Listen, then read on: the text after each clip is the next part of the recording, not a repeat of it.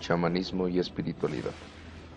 En este documental se establecerán claras analogías entre el chamanismo y la espiritualidad, entendiendo, de esta manera, que el chamán es una persona a la que se le atribuyen poderes especiales para comunicarse con los espíritus, disasociando su alma de su cuerpo.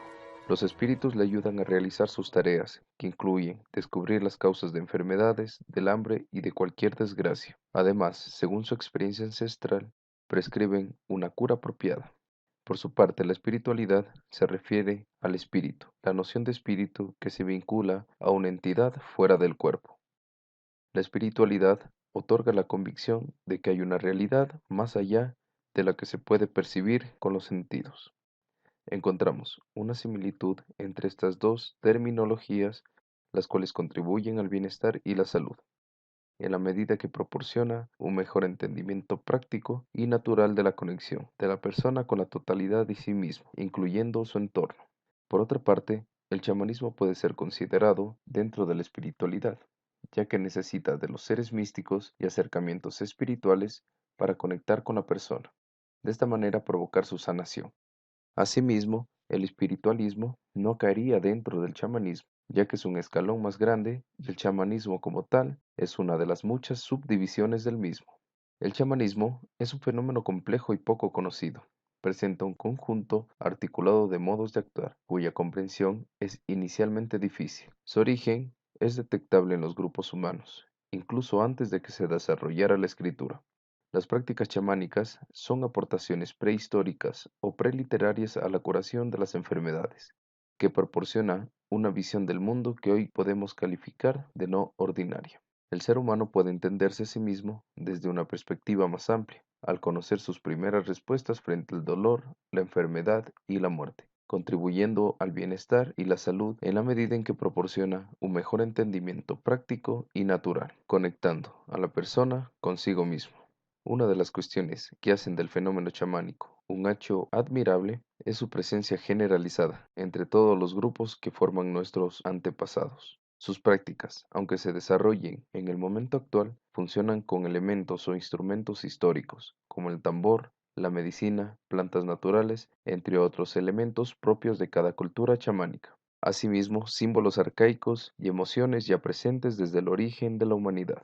El mapa del mundo en que opera o trabaja el chamán puede ser entendido desde lo que psicológicamente se llama estados modificados de conciencia, tales estados a los que se accede generalmente a través de un periodo de conversión, o también conocido como trance o viaje. Pero además, los estados modificados se desarrollan ordinariamente en tres periodos. El primero es la transición al estado, la segunda, el estado modificado propiamente dicho, y la tercera, la transición al estado habitual. El chamán, desde una perspectiva filosófica, permite una mejor comprensión formal del llamado pensamiento analógico. Esta forma de pensar es tan nuclear al chamanismo como el pensamiento lógico lo es al mundo científico. La aparición de la palabra chamán. La palabra usada internacionalmente, chamán, es de origen mucho-tungú. La palabra tungú, originaria del samán, deriva del verbo sha, que significa saber, por lo que chamán significa alguien que sabe. Algunas investigaciones etimológicas explican que la palabra proviene del sánscrito por medio de la mediación chino-budista. En los pueblos siberianos y de Asia Central tuvieron también denominaciones locales para chamán. Ese conocimiento o sabiduría en las lenguas tungús implicaría de una manera u otra la maestría con los espíritus, que a voluntad puede introducir en sí mismo, usando ese poder en su propio interés, particularmente para ayudar a otros que sufren a causa de espíritus y energías negativas. El antropólogo catalán Josep Maria Feriglia, investigador del tema, asegura que no se puede hablar de un chamanismo genérico, sino de chamanismos, ya que los distintos chamanes difieren de la imagen clásica en función de su origen, su inclinación y sus objetivos. Además de que, en la actualidad, se han desvirtuado su función ancestral y hay toda una serie de impostores respondiendo a las demandas del mercado New Age. De acuerdo con Feriglia, habrían dos fenómenos con sus respectivas subdivisiones. Por un lado, el chamanismo clásico y por otro el chamanismo de consumo.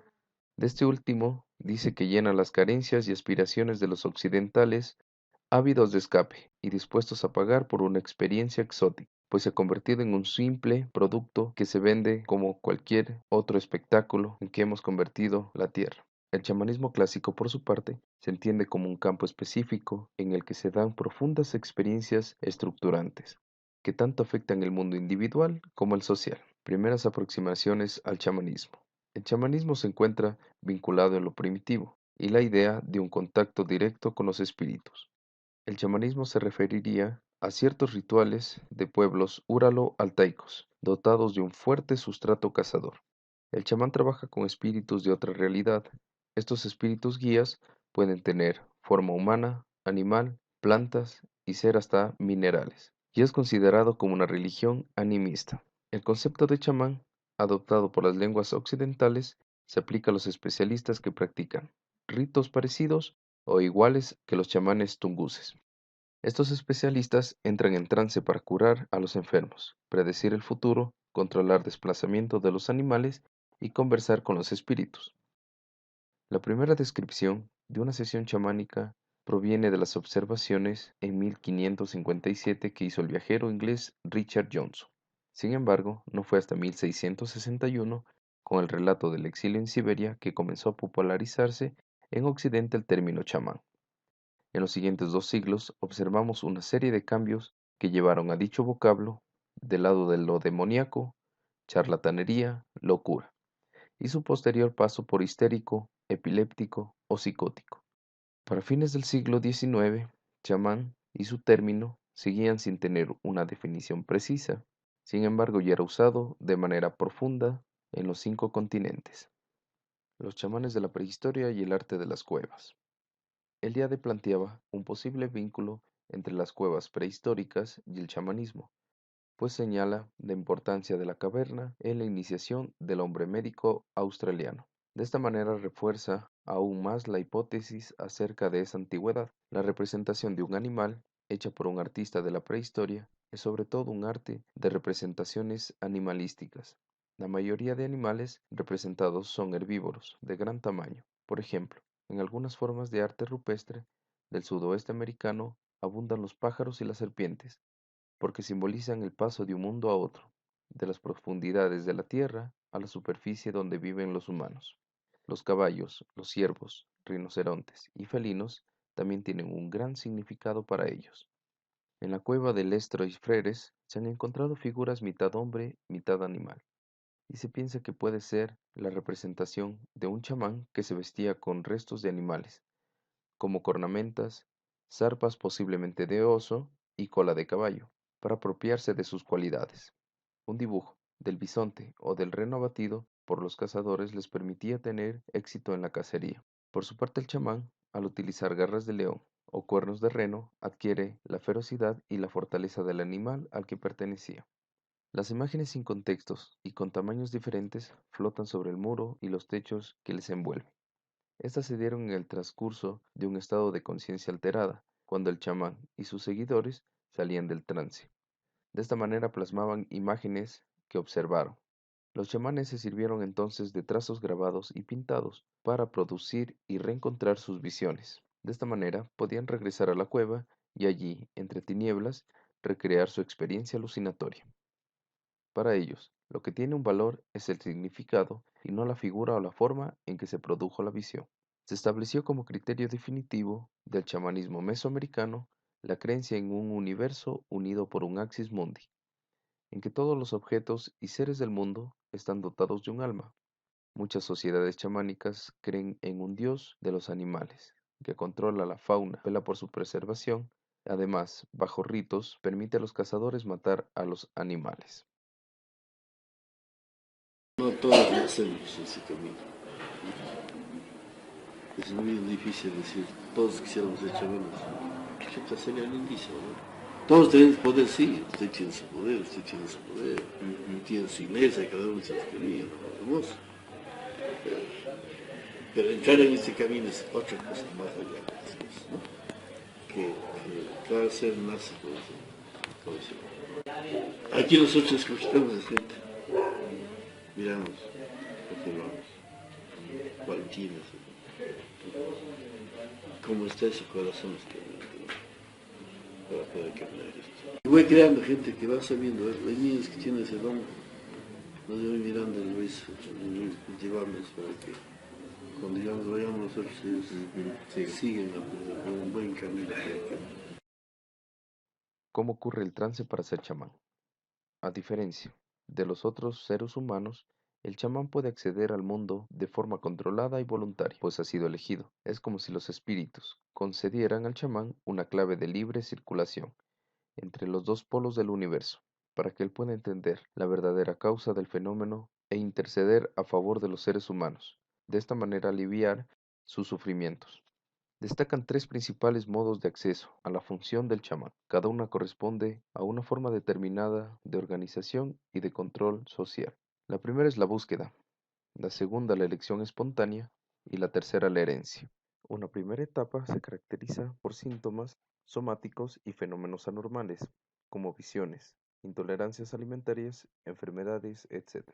Estos signos se acumulan hasta que surja el fenómeno de ruptura o de muerte simbólica, que puede manifestarse en dos principales formas. Por un lado, el desmayo corresponde con el primer viaje cósmico del alma del futuro chamán.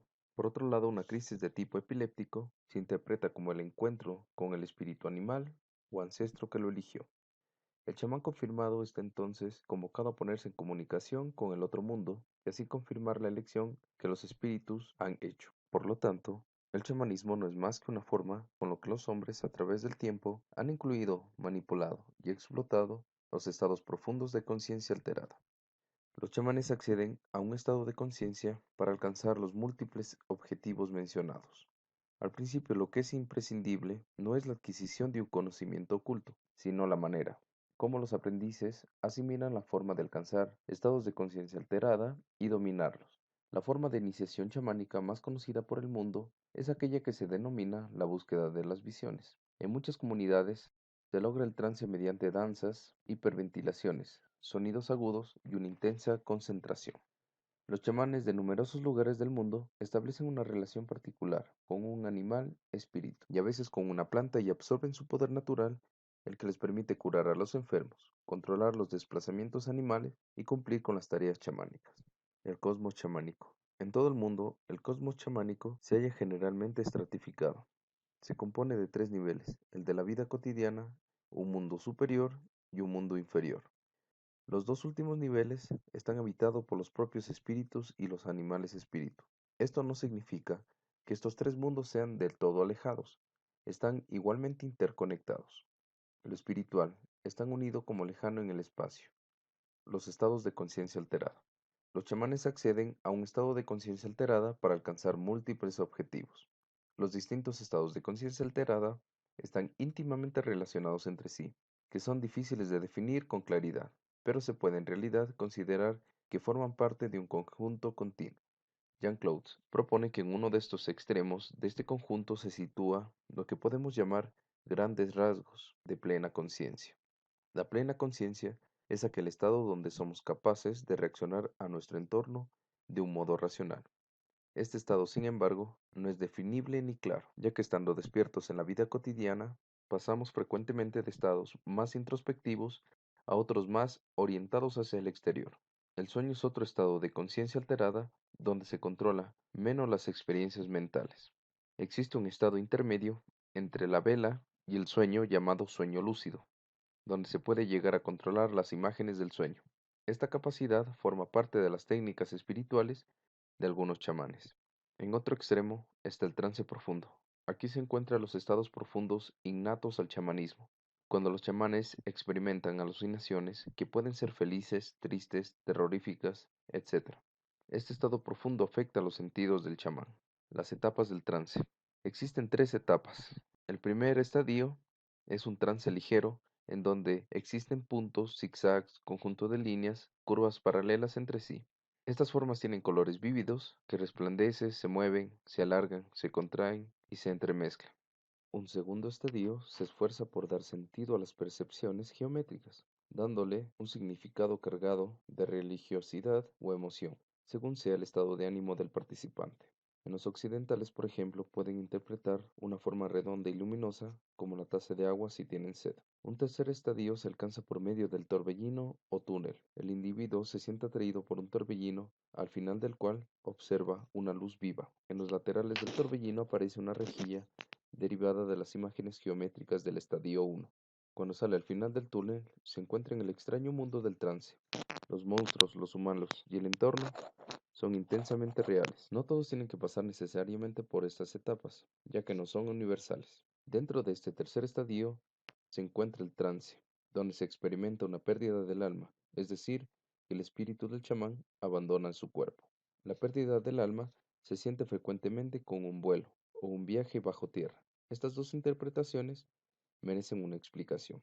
La primera es la sensación de elevarse. Se expresa igualmente en las historias de los chamanes, en donde ascienden al cielo mediante escaleras, árboles, poste o simplemente vuelan libremente. Lo opuesto al vuelo es el descenso bajo tierra. Es otra de las experiencias chamánicas, el descenso al mundo inferior, ya que forma parte de una ceremonia muy compleja, en donde cuentan que los chamanes imaginan que viajan hasta una montaña situada al noreste de su hábitat y de allí descienden al mundo inferior.